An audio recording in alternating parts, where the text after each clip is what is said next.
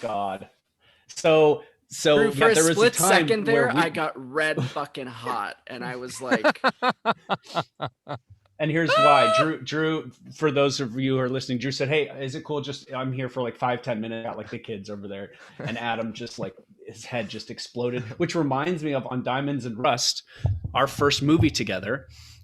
You on way to set out of the city, you did what to the director, who is, like any director on their first day of filming, like crazy with all sorts of stuff going on and high stress. This truck's got to get there and that got to get there. And what did you say to her?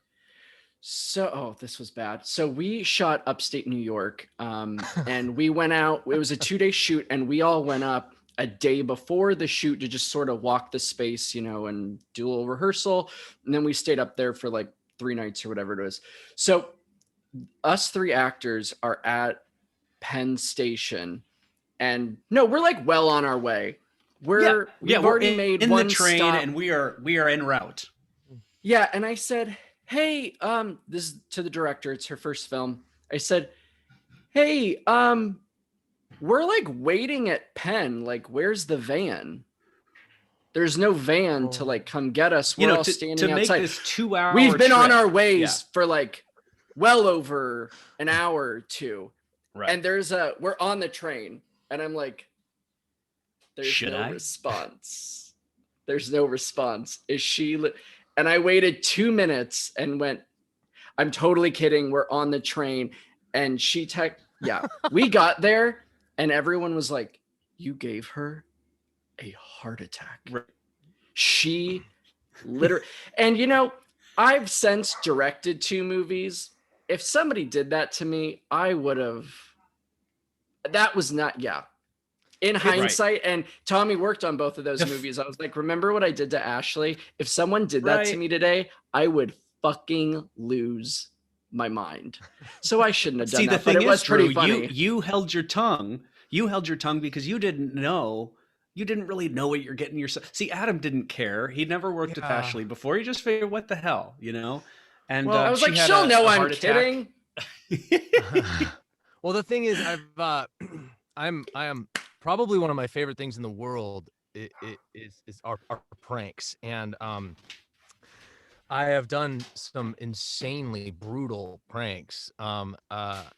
If my buddies are listening, they will know what I'm speaking of. And I think every year that I get older, I start to have a little bit more sympathy for the people that I go after. Because you know what, we might as well. So my friend had pulled the wool over my eyes and had gotten me very good about a job. We were both like basically up for a job, and he had convinced me that he had gotten it. And anyway, that part doesn't really matter. He had gotten me really good, and I was like, okay, cool, all right, you will reap what you sow. And so he was coming over to this is horrible. If it's 1 year, 5 years, 10 years from now, I will destroy you. So he's coming over. I asked him to come over and lay some topsoil on my lawn with me. He's hanging out. We got like a fire going, and he comes over, we're laying topsoil. My daughter and I had been like, I'm doing this prank on my friend. Okay, so you have to help me. She's 2.5 years old at the time. She's like, I don't even know what a prank is, but we're gonna do it. Now she knows exactly what a prank is. She pulls them on me daily. So we make this huge container of fake blood, and we go out, and I take a work glove, I cut 2 fingers off of it, and I wrap bolts in tape and put them in it so they feel like knuckles. Oh no. And I go out, and I'm like, we're spreading this oil. I'm like, I'm just gonna split some more wood to put on the fire. And so I get my axe out, and I'm like splitting. I set my camera up. I pour blood all over this stump. I freaking hit that thing, put the axe in, and put the two work glove fingers right next to it. And I've got the rest of the work glove on. I've just got these fingers bent over. And he comes around, and he goes white. He's like, what do we do? And we gotta go. I was like, we gotta go. And we start running, and I go, get the fingers. He goes back, he picks up the fingers and comes running. And we got like through the gate, like up to the car, and I just couldn't anymore. He was dying. Yeah. Oh my Um, God. so yeah, That's not even pretty brutal. equivalent. That's so I know. nuts. I know. Here's the deal. He was like, I don't even, I mean, we still like laugh about it, but every time I talk about it, he has like PTSD. That's terrible. God. Oh, Vince, I'm that'll very stay sorry. with you. Yeah. Alrighty. Well, geez Louise, let's get into this episode. This is going to be a good one. Yeah, we've got a great episode today. We've got a wonderful guest. He's done like everything, right, Adam? Yes, he has literally done everything. He's done national commercial campaigns, tons of voiceover spots, and his TV credits include Blue Bloods and NCIS, along with appearances in feature films, and he's been on Broadway. He's a family man and still has time to somehow sculpt his washboard abs. We don't know how the hell he does it all. Everyone, please welcome Drew Moerlein. Drew, welcome to the show. Thank you, guys. I really appreciate you having me on, and pumped to talk acting. Thanks for being here, man. Yeah. Where do we start here? Let's say, where are you from, Drew, originally, huh?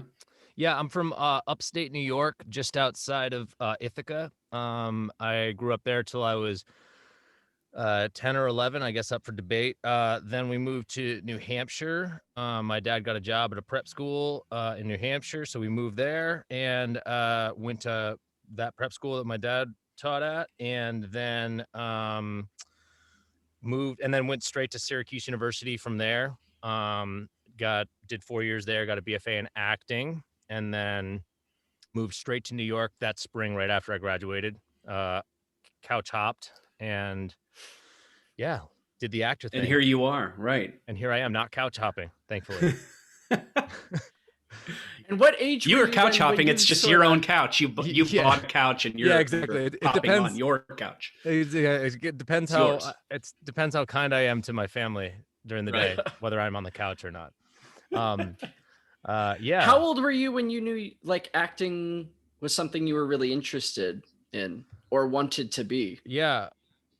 Great question. I kind of came out of my mom acting a fool. Did the elementary school shows, did all that stuff. I remember being like the Prince and the Dragon, and I think I don't know, I might have been the Dragon too on some shows. Anyway, very, very fun. And then I was always doing theater, always doing that stuff at schools. And then at Derryfield, the high school I went to, they had a very strong theater arts program, and really started to explore it. I was doing a lot of kind of musical theater stuff. And then I remember this pivotal moment of there was an outside director that they brought in for the play for that year. And I got cast as the lead in A Flea in Her Ear by outside director. And not that really matters, but for some reason for me, I was like, oh, I thought I was just doing these shows because I was at the school and it was the same director, and like everybody was just like, oh, he can do that stuff, so we'll just use him. And then it just started to become, I mean, it was always something I loved, but it became a reality that I could wanted to pursue it and do it full time. Yeah, I was also a 3-semester varsity athlete, and I did get to continue lacrosse. I played club lacrosse at Syracuse. Obviously, I would not have been able to play on the lacrosse team at Syracuse and do theater at the same time. But yeah, that was sort of the journey into becoming an actor. And then, I daily, on the daily, truth be told, I wake up and I assess whether I want to be an actor that day. Because, I think there are realistically more logical life paths, more practical, and, we can see what the end result will be. There are ladders to move up in civilian or normal jobs outside of the arts. But the fact is that every day I wake up and I have an excitement and a passion to do what I love. And at the end of the day, I've turned it into a business, and I figured out how to monetize it and, diversify my revenue streams. And make it so it's a sustainable living. You're speaking like this is an actual business with like a product, and like, which it sounds like you believe. I do. Oh, were you done? No, I was done. Yeah. So just cut him off. Just silence. Okay. I was done before I started. So I very much believe that. Now I don't want to mince words in the fact that, like, when I am creating art, it is not a business. Right. And that's one thing, that's actually one adjustment that I've had to swing back from. I am an insatiably hard worker and very disciplined. And I had gotten into a place, I think, where I thought that there was an equation. I thought that there was a way that I could construct an audition for what they wanted. And basically constructing it from a business, from a strategic, from a not truthful angle. And I've definitely swung back towards my artistic, authentic roots in the last year or two, and just been like, no, when I'm doing my art, I let Drew shine. I let my essence come out, and I don't try to predict. I don't try to mold. I don't try to fashion things to achieve something that will please others. I do it, the things that I think are uniquely my own. And I have noticed a drastic shift in people's leaning in to that energy. Right. Well, let me go back to college for a second. So you said that you played lacrosse in college, and I played club lacrosse, which meant that you couldn't really pursue academia in terms of like your major of theater and all that, the theater drama. Did you do that in college, or did you say that you didn't have time to do that? No. I didn't have time to play like actual Syracuse University lacrosse. That would have been like basically an intensive program just in lacrosse. I was 100% immersed in the theater program, and then like a few nights a week I could sneak out and go to club lacrosse practice. Gotcha. So you kind of lived in both worlds there. So how was Syracuse, and how was the department? What did you learn being kind of immersed in that community? Yeah. So I think the most fantastic part, and I think a lot of programs are like this, is the sort of the kind of stripping down of like who we think we are, and just sort of opening us up to learning and understanding more about ourselves, and having the ability to tap into different parts of our range and our emotional palette. I think that's probably the most important thing that I gained from that. There were other things. One thing that I always say, if I were to be running a theater program, is that we need a ton more business. We need business courses infused into the theater program. We need an understanding of how to diversify your skill set, of how to tap into all of the markets that are available to us, find our niche and our voice in those markets. But yeah, I learned a lot. I think I just kind of figured out who I was, through college. Maybe not even the program, but through college. And I studied with a lot of great professors that helped me understand, like, how I'm seen. And a lot of this is like figuring out like where we live in this world. And we don't necessarily have to listen to other people, but there's something that happens when I turn on a camera and I just stand there. People look and they make assumptions, judgments. They have an idea of what I do and where I would fit just by how I look. So I think I got a better sense of that. And coming out of school, I kind of knew where I lived in the world a little bit better. Yeah, it's like, it's so funny what you said, the people, in college, the whole like stripping them down, and it's like that the quintessential like teacher in the corner with the cigarette, like, I'm gonna break you down, kid. And you're like, no, you're not. And then at the end, you're weeping in the corner and you're like, she got me. Ah! And then you're a great actor. Upon finishing Syracuse, did you always know like New York City was where you wanted to end up? Did you ever think about LA, or was New York a no-brainer?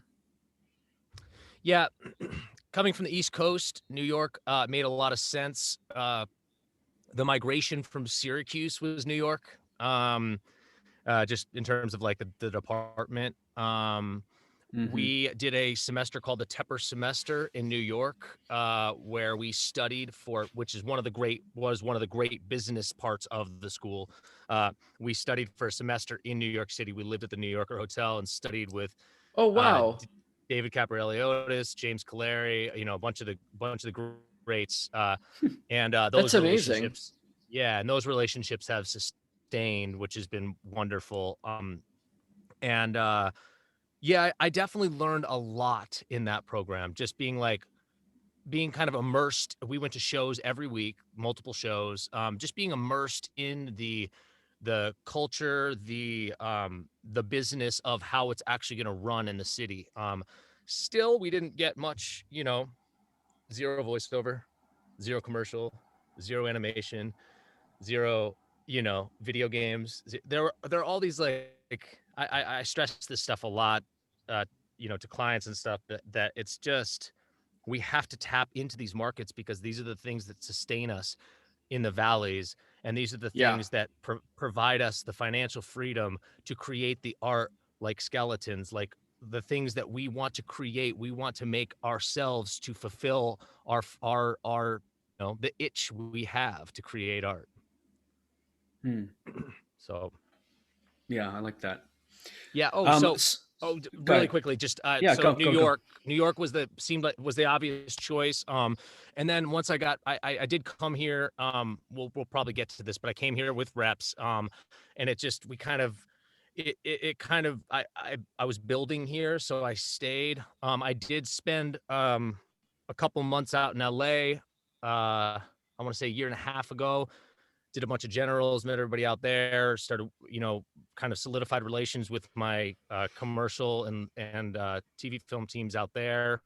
I've definitely been peaking at Atlanta. I've been peaking at Austin. I've worked down in New Orleans a couple times. Just, I really am like all about expanding the markets and making myself sort of a national actor. Very interested in that, and like not having it be limited. Obviously the pandemic has changed the scope of that. But that's an interesting way to go about your business, and I do the same thing. But it's important for actors to know that it's not just LA and New York, especially with the onset of if anyone at home does not know, The Walking Dead was that show that came out years ago, and it sort of sparked an interest in the Southeast market, which ranges from New Orleans all the way up to Virginia. And so it's kind of a Hollywood of the Southeast. And so what you can do if you have the means and the interest and the energy is to have yourself be in multiple markets. So there's New York, there's the Southeast region, there's Chicago, there's the West Coast, and then there's the Pacific Northwest. There's also the South and Texas as well. So there are all these other markets that if you have any relations or interest at all in living on the road and going from here to there, it's a wonderful, wonderful thing. And there are ways to do it. I got repped in the Southeast by just sending a couple of emails. Yeah. So it's all possible. So did you shot a show, New Orleans NCIS. Yeah. Now that was done actually down south, right? Is that the project you're referring to when you say you were in NOLA? I was that, and then I also shot my first series, Reg. I shot in Charleston for half a year. Oh, great! Now, so did you audition from New York, or did you audition as I'm from the Southeast region? Yeah, so that's a great question. It's a great segue as well. I wanted to say, based on what you were just talking about, I auditioned for both of those in New York.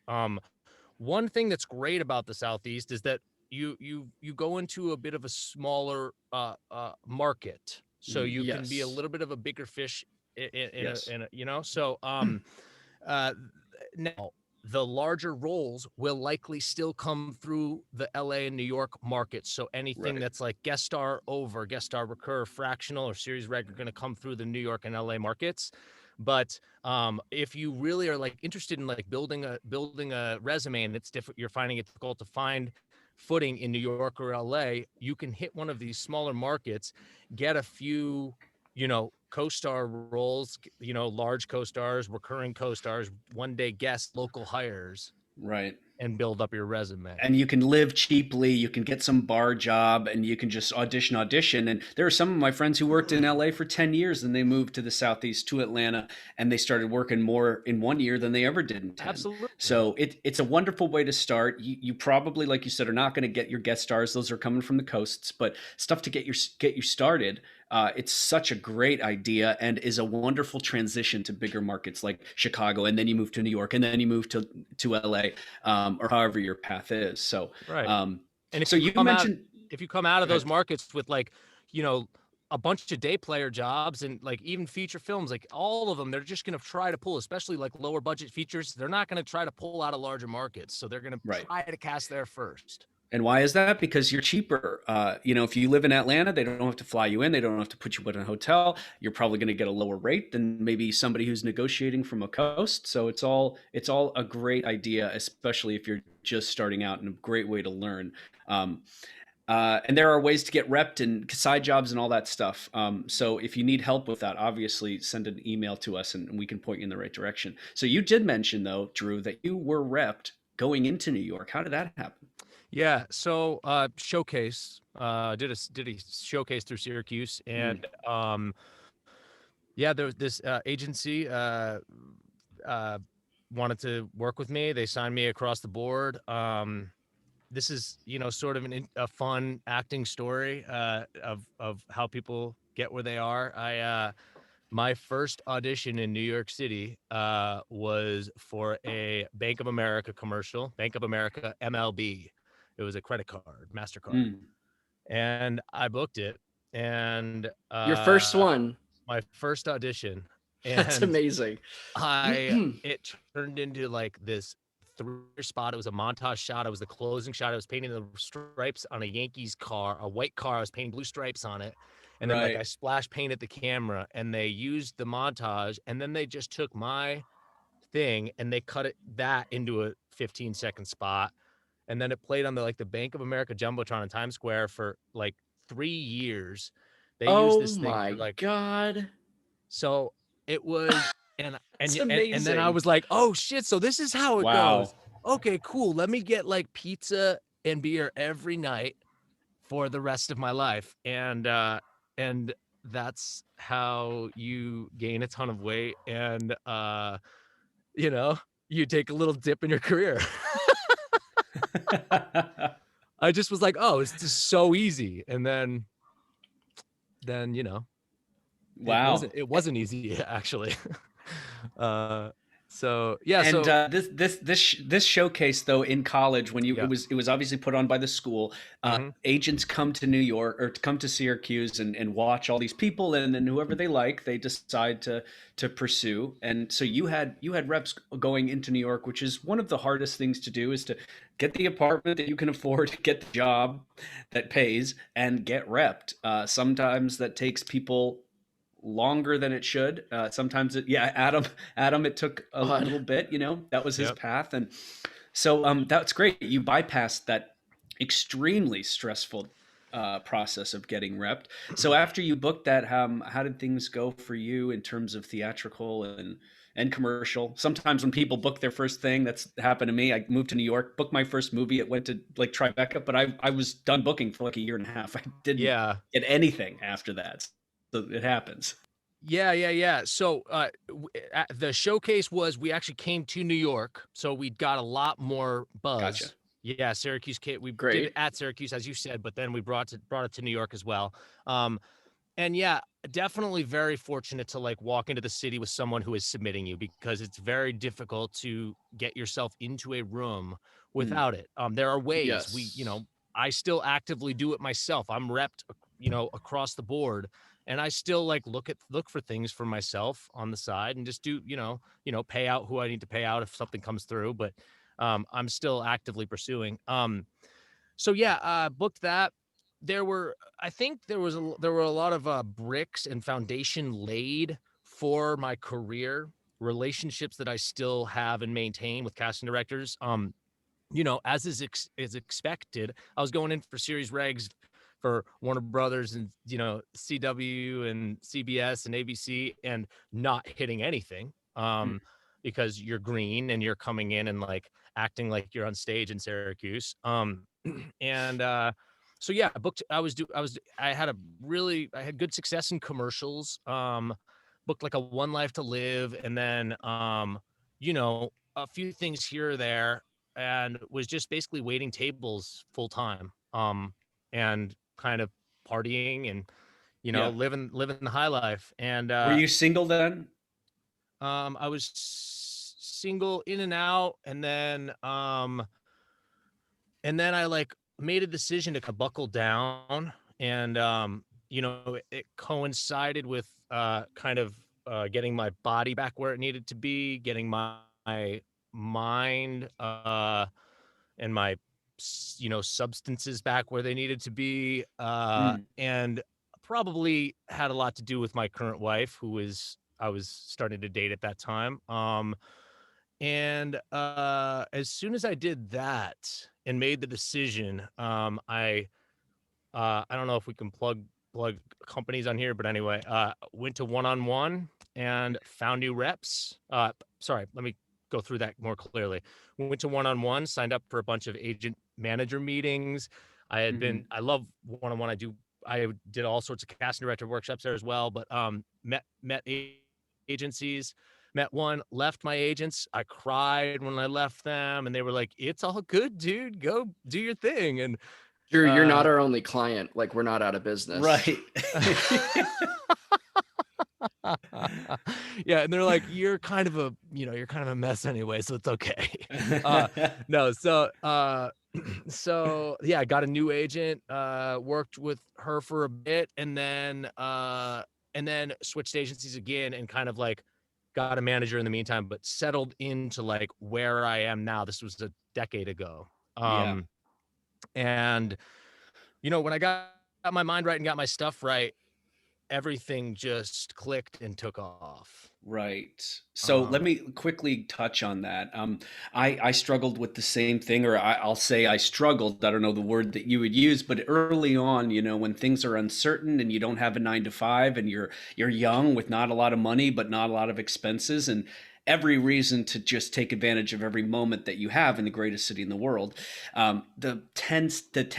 Tendency for some people, based on their biogenetic makeup and their social environment, is to dabble in some extracurricular activities that would not be a problem Irish people. if right. I mean, just Irish people. They're the only ones that drink. But there's a tendency for people to party and have not. And if it was just partying, it would be fine. But if partying was getting in the way of your pursuit, then that is something that a lot of people have to come to acknowledge and address. I gave up drinking. I had to give up drinking years ago, and it's because I loved it so damn much, and I never really had a direct problem with a role or an audition. But there were tons of times when I probably wasn't my best. And who knows, I maybe did lose some things because of how I looked or how I felt that morning after. You know what I mean? So was there a place for you where you recognized that you were going on this little end here and you needed to turn some things around? How did you do that? Well, I followed in your footsteps. I quit drinking. I quit drinking in 2012. Wow. And it was, I didn't do, there everybody takes their own path to do that. I just realized that it wasn't Serving you? it wasn't serving me. I didn't do things that I was proud of when I drank, and it didn't make me feel good, and it didn't do good things to my body. So I just made a decision not to do it. I love alcohol. I love serving alcohol to friends at my house. I have no problem with it. I just, for me, I was like, you know what? I see a path where I can I have more success and happiness without this. So that was one thing. Physical fitness, getting back to like where I was in high school in terms of like focus and discipline with my athleticism. And because that affects your mind too, Drew, right? I mean, absolutely. not being in shape isn't just for your physical stuff. I mean, they can tell. You go into a room and you feel good about yourself. You don't have to be the person who's the best in shape, but if you feel good and confident in yourself, that helps too. Absolutely. And quite literally physically. Like Yeah. a rush of endorphins into your body, you are getting high on like happy juice. And we talk a lot about just this clearing your mind on this show, you know, about having a mindset in this career. And for you, it's getting rid of certain things and getting back to active. It sharpens your mind, because in this business, you need that, because it's so unpredictable and you don't know what the hell's going to happen. And you have to stay sharp, you know, in show business. Totally. And in addition to the other reasons that I mentioned, I grew up very rural. I grew up we were outside all day long. Like we built everything in our house, fixed everything in our house. Like that's how I lived my life. And I was now thrust I put myself in a concrete city, pursuing, running at an energy, in a culture that I was not accustomed to, Right. and that I wouldn't necessarily choose if I wasn't an actor, if I'm being completely honest. Right. And if I was going to be paying out of my butt for an apartment, working my butt off at a restaurant just to pay for that, why am I going to bring into a room for something that is a career that is extremely difficult? Why am I going to bring in an audition at 20%? You know, like the equation wasn't making any sense in my head. And if I wasn't going to buckle down and do what I was there to do, I was going to stop and get out. Yeah, it's so easy to phone it in, and then after you just say, "What am I doing? I'm risking everything. I'm expelling my energy and my time, and if it's not as best as I can do, then what the hell's the point?" Yeah. Yeah, it's a beautiful thing to realize that you want to do this every day, and to realize that if you want to do it effectively and for the long haul, you have to make adjustments in your life. Yeah, and you're in it for the long haul. I can tell, and part of that long haul is those droughts that come. Where were those pockets, and what did you do to kind of bypass the cloud that would pass over us, as it always does, until a new opportunity comes? What did you do? Did you have multiple things going on? Did you focus on other things? What were the steps you took? You know, I say this often. I'm always growing and evolving as an artist, just like we all are. So I'm not perfect and I'm not there yet, but I will say that in the last the thing I'm grateful for this pandemic is a shift in perspective, and the ability to embrace those times, because there are times when I can't keep my head screwed on straight because I am juggling so much, right? And all I want is just a moment to sit down with my family, to sit down with myself and enjoy my life. And then that moment comes. Yeah. And what do we forcefully do? We go, what's going on? Like, why can't it get, what can, and we just sit there and we try to, we spend our time in the time that we're given, the little gift that we're given to like kick our feet up for a moment. We try to, we are flogging ourselves for not having anything there. But so what this has given me is, when I do have a large valley in auditions, in bookings, in whatever, I fill it with, well, first of all, voice work. I've been training in here like a beast. I put in my calendar. I felt like I was only training on my auditions. So I put in my calendar, record one thing at 8:15 p.m. So I put the kids down, and if I don't have any auditions, I will record something in here, some copy of some sort. So that working out, writing, I have a handful of scripts going, from pilots to features to treatments for series, and then colleague calls. I started these colleague calls like a couple of years ago, of just friends and colleagues just touching base, Zoom or phone calls, just bouncing ideas off each other. That kind of coincides with coaching as well. Like, coaching has just been just fills my joy tank. Being able to inspire others, being able to help people navigate the road bumps, the hurdles of this business in a more efficient and healthy way than I did. I went straight through that muck, and I hope that I can offer to people an ability to navigate them without, having to go knee deep into the mud.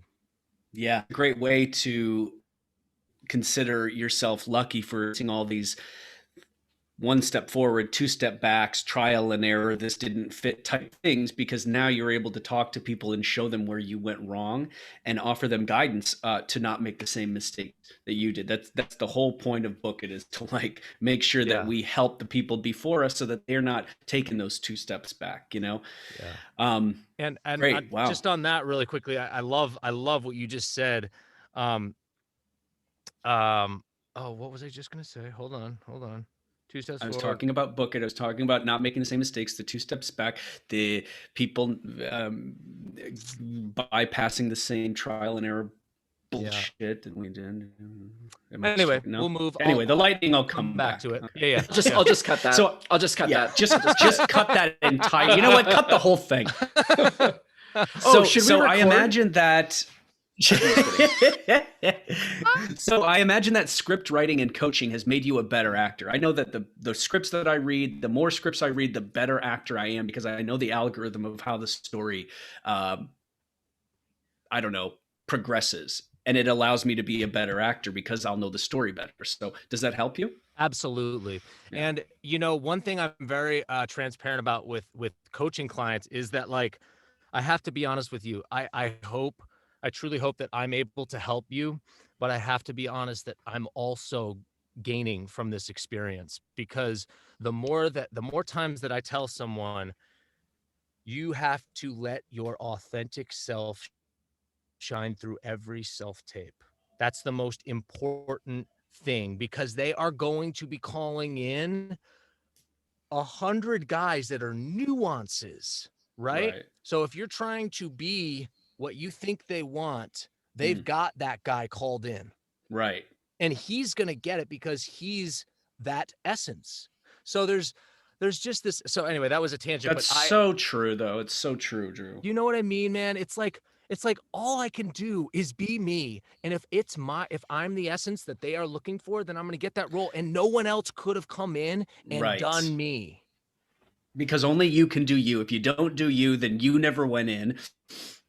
That's it. You did Tom's role, but there's already a Tom, so that's so right. So how do you, if someone's listening and they're like, what does that mean? I mean, it takes years to get to know who you are, but what are the things that how do you look at yourself and find those things to highlight and magnify? And what are those things for you, say?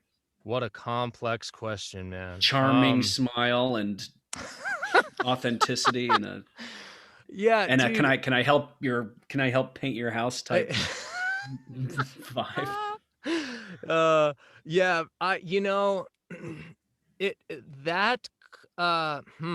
Wow, that's a really thick question. I think it does take time. Okay, so I think it goes a little bit along with branding. Now, roll with me here. In understanding,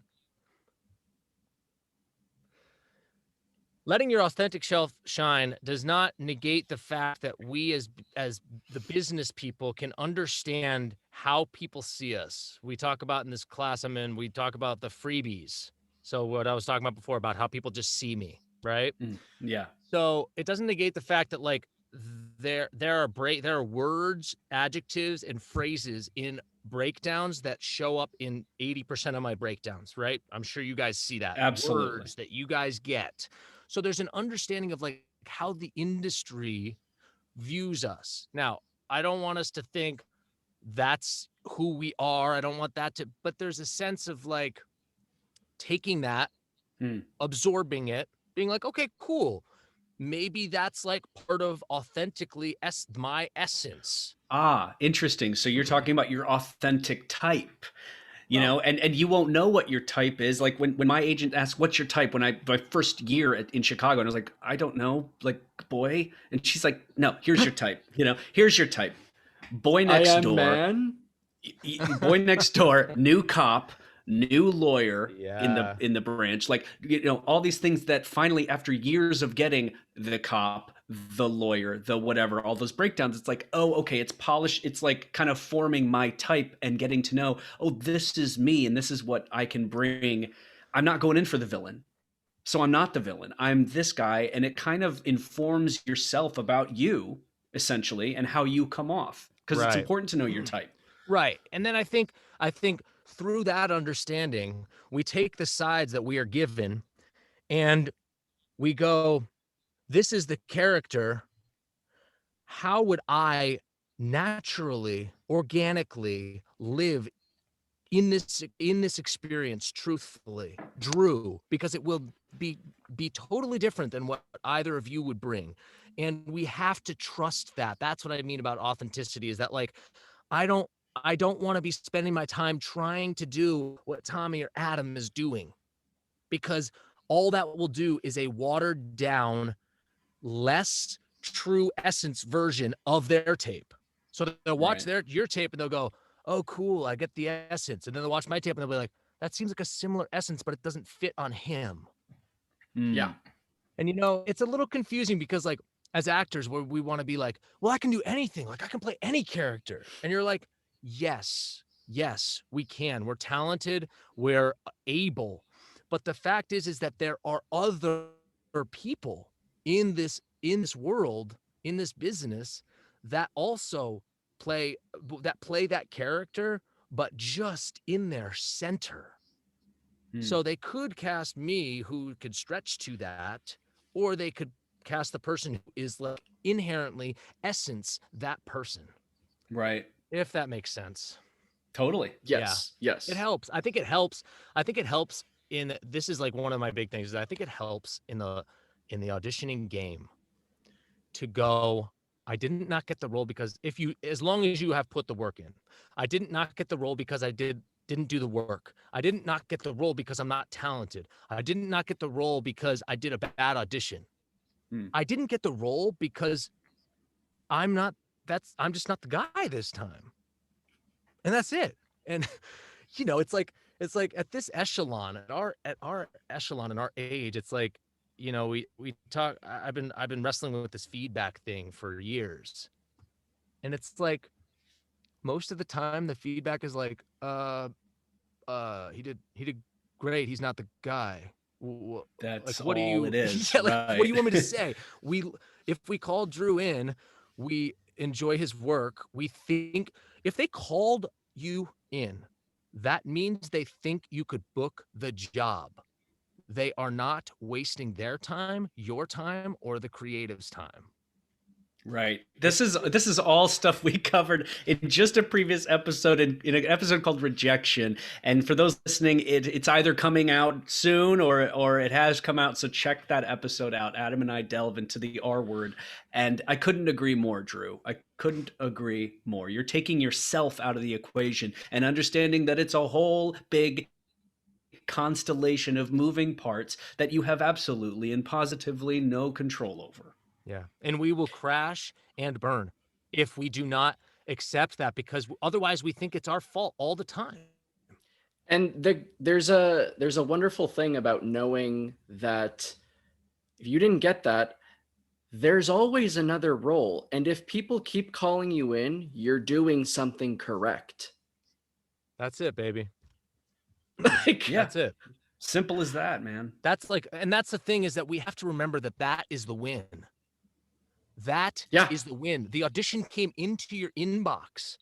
Right. And like, we can't that doesn't satisfy us because it's not the booking, but that out of like 800 submissions, probably. Exactly. You know what I mean? Like, you're one of the few that they're going, that could possibly be our man. Yeah. That's amazing. And if you don't get it, there's another episode, there's another role. This thing keeps going forever and ever and ever. Yeah. And by the way, the lightning did strike, if you'd like. You said 2 steps, 1 step forward, 2 steps back. I wouldn't trade a moment of my career. And that's, sometimes that's hard to swallow, but I would not trade a moment of my career because of who I am today and the artist I am today and the well-rounded human I am today. Some people hit it at different times, but like the lulls, the valleys, the journey of not getting knocked off my authentic center, of wanting to please people, of wanting to, these things that like, of not making the, 75 an episode right out of college for 21 episodes. The like, all these like, if I had made 75 an episode for 21 episodes right out of college, I would probably not be living in this house, probably not be married, would probably not be standing here talking to you. I don't know. Like, we just don't know our path. And I just feel that I appreciate every dime I make and the work and the like, the level that I'm at because of the blood, sweat, and tears that I've put in. Yeah, any positive qualities that speaks to the power of your character and anyone's character was all forged in the fires of challenge and defeat. And, it nothing makes it mean was something. given. And of course. And you wouldn't be the person that you are now had you not hustled, through those valleys. And you know what? Something about valleys is they call a valley because it's in between 2 mountains. So that means that if we're going along this line, you're up a mountain, you're down in a valley. Well, guess what? There's another mountain, because it wouldn't be a valley if there wasn't another mountain coming up after. And it's just part of the job. It's then there are oases and there are never-ending plains and there are all these geographical analogies that you can talk about, but it's all law, like gravity. Nothing is given to you, and in all the bad things that happen in those darkest moments are the lightest things that come out, and that's just important to recognize. Otherwise, you just think, well, all this bad stuff's happening, it's never going to get any better. And there's something great about struggling. Yeah. And I love that. And I love the valley between the 2 mountains. It's so true. It's like, and we forget. I always tell people to like, go back and I want you to bask, not in an ego way, not in an arrogant way, but I want you to bask in the wins. I want you to bask when you get that audition. I want you to bask when you shoot that tape, because we have to drill that energy, that positive, like wonderful winning energy of when we're on a mountain. We have to absorb that into our body, because when we're in a valley, we need to be able to tap back into that. We need to be able to remember that we have had a ton of success. And this is just a stepping stone to the next success, to the next piece of success. Right. So how about as things were progressing? I assume this was all in your 20s.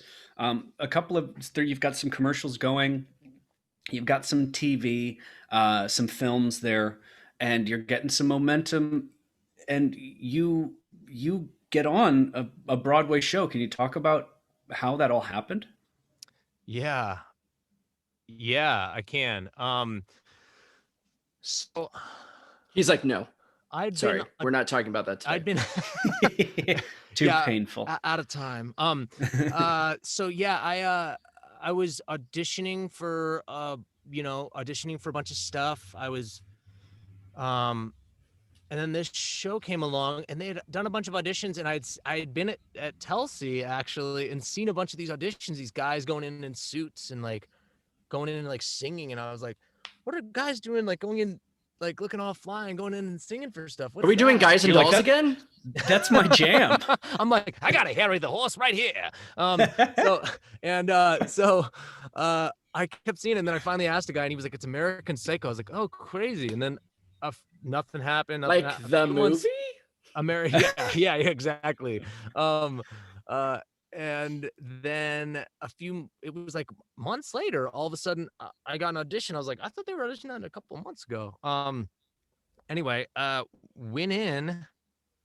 Wait, were you gunning for stage stuff before this? Yeah, so I was kind of like going in for a bunch of stuff for a few Broadway shows, getting some nibbles. I had done so right when I got a little bit more svelte and back to like fighting shape. I booked a show called Spank, the national tour of a show called Spank, the 50 Shades parody, and I played Christian Grey.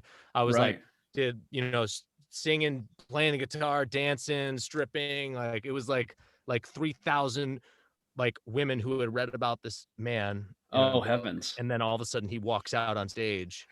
After every show, there's a janitor just like mopping up. Dude, okay. Gotta tell this story. So we did meet and greets after the show.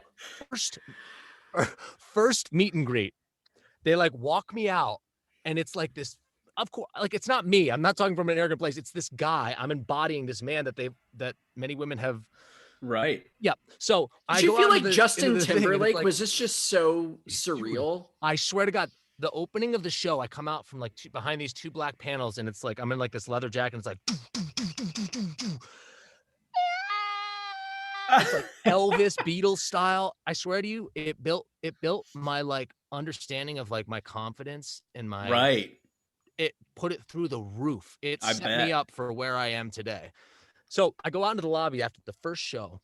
We walk up, the first woman to come take a picture. She's like, "Hi, how are you?" Click. She handcuffs herself to my wrist. Handcuffs herself. Handcuffed to her wrist. Handcuffs it to herself. Okay. That was that's the first fan. The first one. I'm like, you're like, this is gonna be a fun tour. Yeah, this is crazy. They don't have the key. I stand oh my God. I do the rest of the pictures with my arm out attached to her, like posing with other people. They had a security guy with me for the rest of the tour meet and greets. Yeah. Anyway, so what a psycho. Oh, segue. That's ridiculous. Okay, but I bet that did like increase your self-confidence because you're embodying that character. You're living off of the energy of that person. That's amazing. So you can imagine this like billionaire transitions right into Paul Allen or Paul Owen so he was Paul Allen in the film, but the book was Paul Owen. I played Paul Owen on Broadway. And just that kind of which, if you've seen the movie, is Jared Leto's character. Jared Leto's role. Yeah, exactly.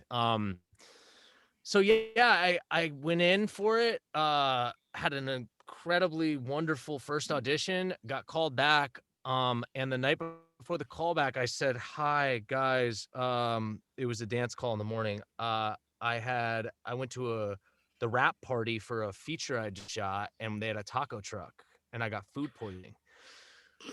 I went to the dance call. I brought 2 suits. We had to wear suits for the dance call. I brought 2 suits. I had the bathroom 5 times during the call. So casting knew that you were poisoned or not? I don't think that my team told them. I think my team was basically like, "Hey, like this is when they're doing the dance call. If you can." Oh my God, I would have, because then if you knock it out of the park, they're like, "Holy shit, if he can do that, food poison." See, you do it after you audition, and then you say, "Oh, by the way, I'm dying." So I think that is actually what happened. That is actually what happened, because they said after the dance callback, they were like, "Hey, we need these people to come back for callbacks for the scenes and songs later in the afternoon." And my team told them, "Hey, can he like have like the latest slot so we can go home and like clean up?" Right. So anyway, I had this like dance solo audition with the choreographer. It was just like the most incredible thing. And then I went in and for my callback, the scenes and stuff, I was completely uninhibited. I literally was like completely drained of any sort of like inhibitions or filter. And the guy's like a, you know, they're all druggies. And so in the middle of the scene, the other character's talking for a little while. And I never knew what to do there in that time. I was just like kind of looking around. So in the middle of the scene, I just pretended to pull a vial out of my thing, drop a line, and in the middle of the audition, not planned. And they told me later, they were like, well, no, that was just it. Oh, good. Okay. So, nice anyway, bold choice. I don't know. So yeah, that happened. And then yeah, we went into rehearsals. It was the most Was that a little mind-blowing? Like just sort of experience. out of nowhere, you are now going to be in a Broadway musical? Yeah, so you got out of that audition. What happened? A couple of days? Did you get the call? What? I think it was about a month.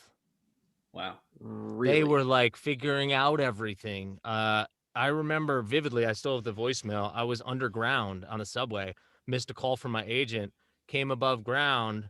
Isn't that the best feeling in the world? Can you play it? When you have a missed call for no, you don't have to. No, let's see. I'll just keep talking while I'm looking. I want to hear it. Yeah. When you have a missed call from your manager or agent, and isn't that the best? You're coming out of the train and you can't wait to get out just so you can hear it. Yeah. You bought that? So I love this. So I'm hoping. So I might not have. This is Blockbuster. You have 4 rentals still out. So anyway, I get out of the subway and he's like, "So you booked it." Oh, wow. I do remember just bursting into tears, walking down the street of New York, feeling like everything had finally fallen into place. Yeah, and then rehearsals. My wife and I were pregnant. We bought a house. We closed on the house while I was in tech. Moved out, got a puppy on my last day of tech. What kind of puppy? And Labradoodle. Oh, nice. Oh, and fuck you. I know. It was so bougie. And so yeah, it was just this wild ride. Luckily I had the best dressing room mate ever, Alex, and he was a seasoned guy and he just kind of walked me through everything. Anyway. Oh, nice. You recruited him as maybe a mentor. So, you were in this unfamiliar place and someone was there to kind of guide you through. What were the kinds of things that he talked you through? Yeah, he's like one of my dear friends now as well. First of all, we were just like workout buddies. We all just worked out constantly in that show. Nice. Oh yeah. He just helped me like understand like contracts and like the rehearsal schedules and like how things work, and like producers coming to talk to us and like talk about like shifting the opening, like what that means. They were like considering closing it, and like he was like, well, usually when they say these words it means that oh, interesting. These terminology and yeah. Wow. Yeah, and just he was honestly just like an incredible sounding board for like all the like crap I was going through. Not crap, but like wonderful things, but like just a lot at that time. And contracts, he was very helpful with like talking through that kind of stuff. And so it was just an incredible, it really was just a wonderful experience. It was very sad for it to end, but can you talk about the opening and what that was like? Yeah. It was definitely like, it felt like a culmination of my life, to be honest with you. It was very kind of like, I felt like everything I had been doing musicals. I was like, I remember I likened it to like, I was a senior in high school playing Valjean and Les Mis. And like, it was the most, it was sort of like brought closure to my high school career and my high school life, and then was sort of the launching pad and like the like welcome to the world of going to college and like going out into the world. And this just felt like the culmination of all of my work that I've ever put into it. I think a little more so than TV, simply because it's rarer. It's rare. Yeah, it is. But even I guess I felt that during my series reg work on South of Hell. I felt very like, wow, like I've been waiting for this, something like this to hit. And then And South of Hell was a I believe it was a 7 or 8 episode that you were on. Where was that show in done? Charleston, South Carolina. James Manos Jr. was a showrunner, and Mina Savari, Zach Booth was in it, Lamont Rucker. Right, that was a big booking. So another high point for you. Yeah, yeah. I don't know. I feel like, I think you're right though about American Psycho just feeling, I don't know, more of like a, I don't know how to describe it. It just felt like monumental. It felt like yeah. Not hopefully not once in a lifetime, but like the first of many in a lifetime. Do you think of your process, your path, as almost like a book, and each kind of year or chunks of years or chapters, and when you get to this place that's kind of culminating and giving you closure, it sort of just fits so well in the story of your life, of what the book is up till this point, and that's kind of what you're referring to. It's sort of just like so appropriate how the story would go given the past and what happened in the story before. Yeah, I totally do. And you know what it feels like is what we talked about before, that there's always something, we feel like we're in a valley, but there's always, if we pursue with perseverance the way we are doing, we will find another light, another piece of success. So it almost felt like, it's so funny, I could never have actually tangibly seen what it was going to be, but I believed that it was coming, and now it's here. Not even in like a very woo-woo way, just in like a, I know, as I'm sure you guys do, that my future holds a something that will bring me a higher level of success than I am currently at. Even, I'd be grateful for this, for sustained success, but like I know that there's something huge out there. I can't see it. I don't know what it's going to be. But I know that once I get there, I'm going to be like, wow, that was it. That's the culmination of this portion of this chapter. Mm-hmm. And you'll look back a few years and say, I am currently where I could have only imagined in the future. Yeah. To have gratitude there, it's so easy to work on something and say, oh, I wish the part was bigger. I wish it was going to this network instead of that. But, reality is just whatever is happening is its own version of your dreams. And it's just, we're fighting with a force that's larger than us. And it's actually very good to us. It's just, I think it's important to have that gratitude type perspective to know, like, well, listen, I've got my dreams, but then there's reality's version of my dreams, and I got to be okay with that. I'll still gun for the other stuff and the network that I want, but I got to be okay with what's happening here, because I don't have any control over it. Well, yeah, and that makes me think about the basking part for me, is that, and again, not in an ego way, just in a, like, we have to embrace the wins and the joys in our life. And I was finding myself, I'd get the booking, I'd be on set, and I'd be like, literally on set on my phone, like, yo, like, where's the next job? Like, I want to shoot some self-tapes while I'm down here. Like, what's going on? And it's going through your Actors Access while you're like on set, you're just looking for other jobs. And like, of course, I am so grateful for that side of my personality. I'd rather that than the flip side of that. But and it's not even to say that we can't be doing that, but we have to at the same time be like, yo, they're paying for me to be at this hotel, and I have a day off today. I'm sitting at the pool, like, I enjoy the now. Yeah, man. I love that you use the word grace. I am all about that right now. I'm all about, like, we can't, I'm done with regretting the jobs that I booked and they never went. I'm done with, like, worrying about how I could have done that audition differently.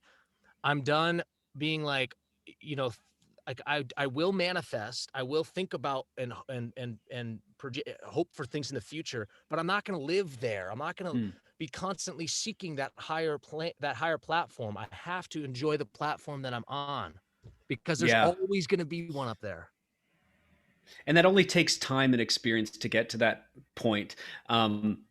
Speaking of time and experience, you're not only an actor, but you're a family man, you're a father, you're a husband. Can you talk a bit about the priorities in life and how to go about navigating them the most effective way and the most appropriate way? Acting is a very difficult profession that involves a lot of energy and a lot of time, and a lot of people have to push off the idea of family. You embraced it, especially at a relatively young age. What's that been like for you, being an actor and a family man at the same time? It's been I mean, it's right now, I could not be more thankful for having it. Mm. So I write in this 5-minute journal every day, and it's basically a gratitude journal, and I write about my gratefulness for being able to pursue my career and have a family on a daily basis. It's it's it's not without trial. It's not without a journey of figuring out the balance. It's not without peaks and valleys of its own. um, you know, we're gonna you go. I went through emotional journeys of like, when you become a father, you lose a little bit of your not lose. You willingly uh give up a slice of your identity and your independence. Um, and it's always the my biggest challenge during the day is balancing my pull to be with my family and my pull to insatiably pursue my craft. And I try to stay open to that balance and gentle and loving with myself and my family in terms of us trying to learn what that balance is. It changes, like your ability to have as much time for your career changes, and you just need to figure out where that is. We just had our second 3.5 weeks Congrats. ago. Thank you. Wow. And so I am in here from I record in here from like 8 to midnight every night, record all my auditions. We usually, if I have a tape, we shoot the tape from like 8 to 9. I edit, send it, then come in here and record all my stuff till midnight. Wake up for the 4 a.m. feed the baby, wake up with the other baby at 7 and let my wife and the baby sleep. Wife comes down at 9. I go into the booth to start coaching, come in here to start coaching. And all in the mix of that, I just started working with a new manager. So we're kind of like updating materials and stuff. So I'm doing that. And then I cut demos and do websites. So there's a balance of work and life. And, Yeah. the more I can live here's the key for me. The more I can live in the now with love and flexibility, the more efficient, happy, and harmonious our life is. Yeah. Yeah. And I think that maybe to an extent, a lot of actors say, well, I got to push off the family thing, or I'm not ready for that because I want to have these roles. And they push off this idea. But I'm coming to the conclusion, seeing so many friends of mine who are having kids, that you're not going to lose out on opportunities. If anything, your emotional reference point, your heart grows so much as a uh, parent, that you actually become a better actor because of your life experience that is only being given to you through this new identity that you have and that you are so afraid of. Do you feel like your acting has blossomed because your heart's grown like 3 times its size?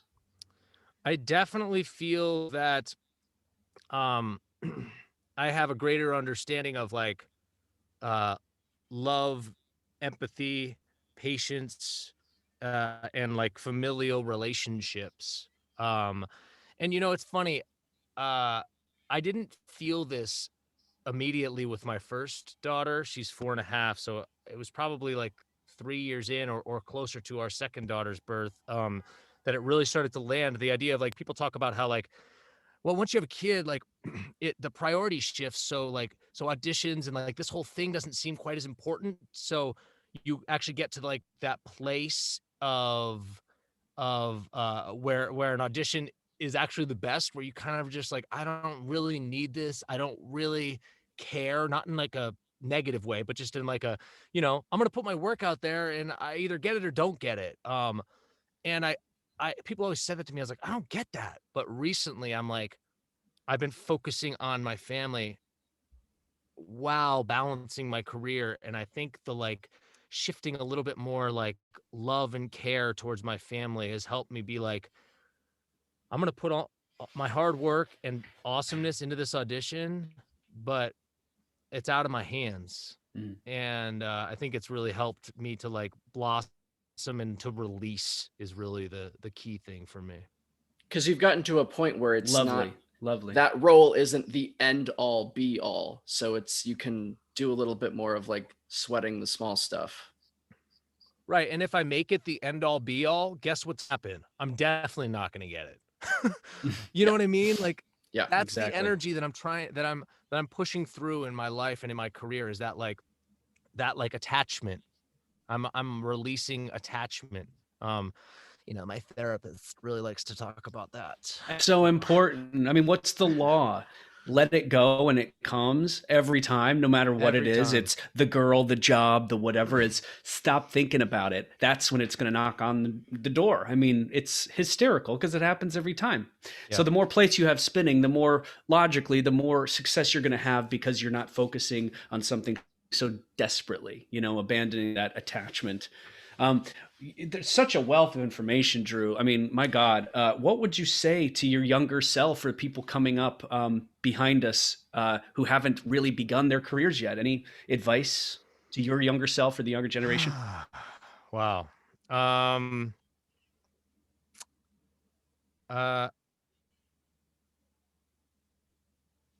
I guess I would say what you put in is what you're going to get out. I would say live in the moment, have fun, but understand from a practical standpoint that no one's going to come and hand you jobs. You have to be the CEO of your business. You have to be an entrepreneur. You have to create